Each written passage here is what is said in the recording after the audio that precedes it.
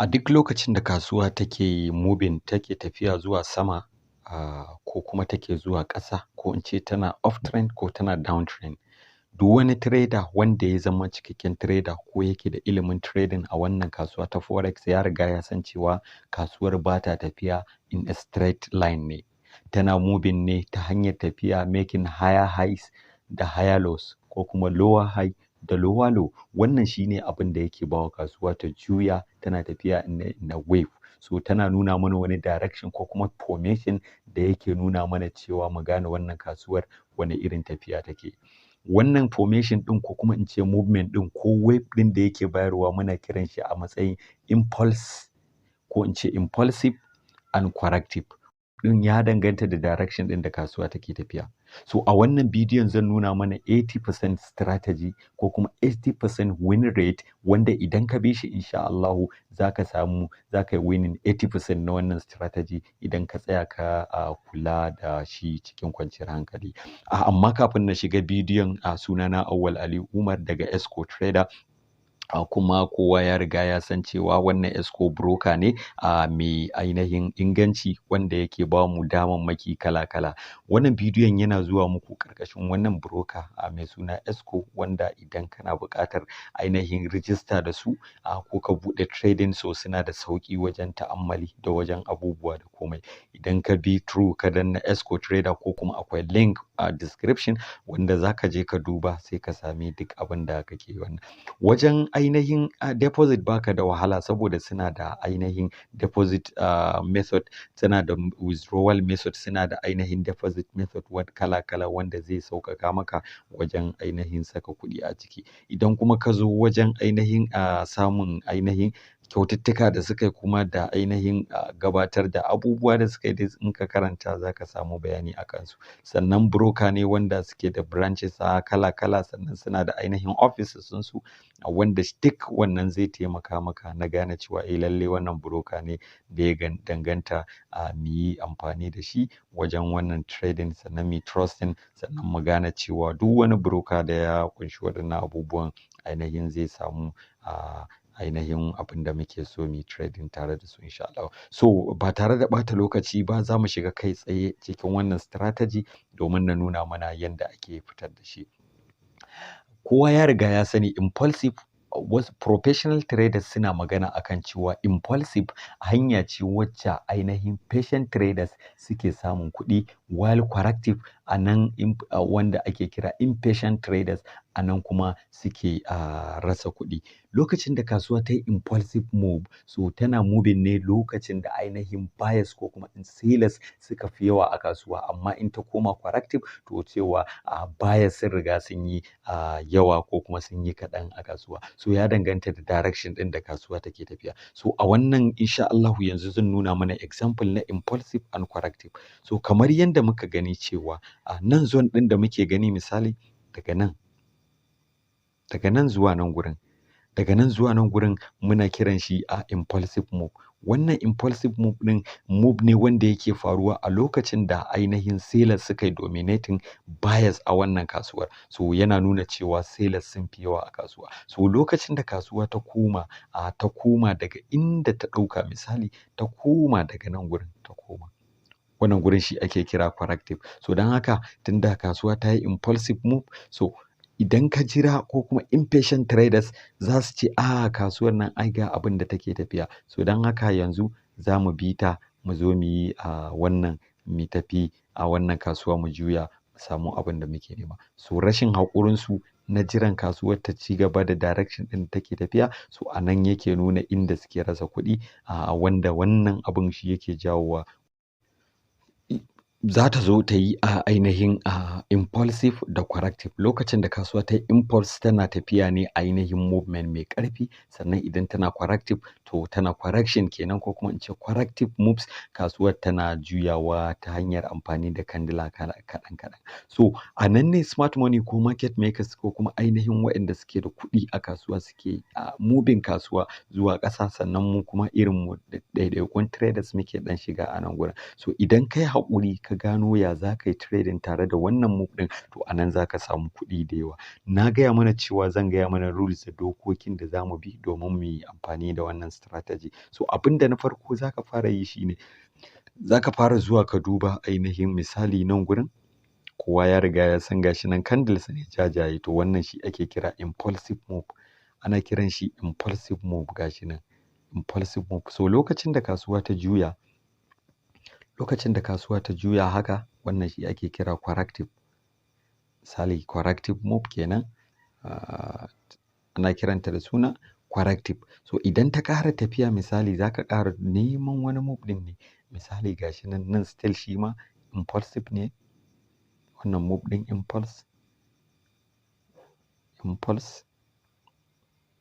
Kuma dole idan kasuwa ta yi impulse za ta yi correction. Wannan impulse ne, wannan corrective, gashi nan wannan correction, wannan impulse gashi nan impulse, gashi nan impulse, wannan impulse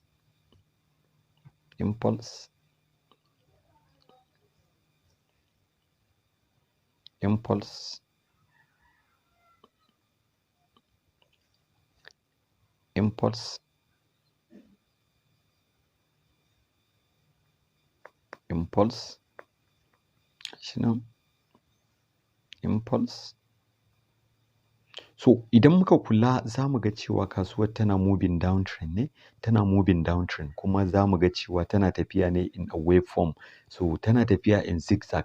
So wannan zigzag ɗin lokacin da kasuwa take downtrend za ku ga lokacin da take yin ƙasa tana tafiya da dogayen candles ne. So abu na farko da za ka fara kula, where are the longest candle, ina ake samun candles masu yawa kuma dogaye. So wannan shine direction ɗin da kasuwa take a matsayin impulse. So wannan dogayen za ku ga muna da candle nawa, za ku ga muna da candle 1, 2, 3. So wannan shine impulse. Corrective ɗin za ku ga muna da smaller candles. So wannan shine corrective, ma'ana kasuwa tana gyara zama kenan, za ta ci gaba da ƙasa.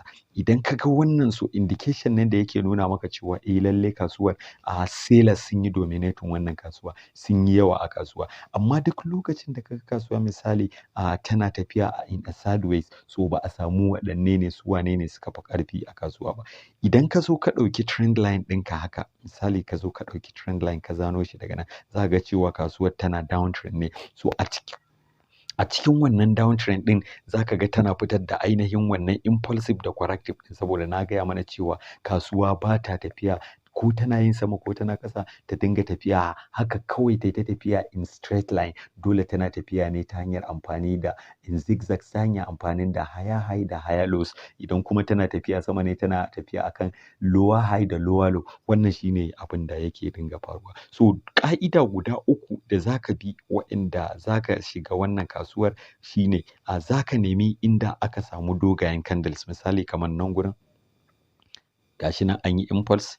So za ka jira kasuwa ta yi corrective, za ka jira ɗan ƙananan candles kamar guda 2 ko 3 ko 4 zuwa 6, kana samu sai ka shiga kasuwa sai kai selling. Haka idan ta dawo ta ƙara yin wannan, so ba a nan ɗin za ka shiga ba, saboda idan ka shiga a nan gurin za ka riga ka samu matsala. Sai ka jira kasuwa ta yi corrective sai ka ƙara shiga, sai ka ƙara binta. So wannan shine ƙa'idar da ake bi insha Allah, kuma shine ainihin dokar da za ka bi ka samu wannan kuɗi. Na gaya mana wannan strategy ɗin yana ɗaukan 80% win rate idan har ka tsaya ka yi backtesting ɗinsa.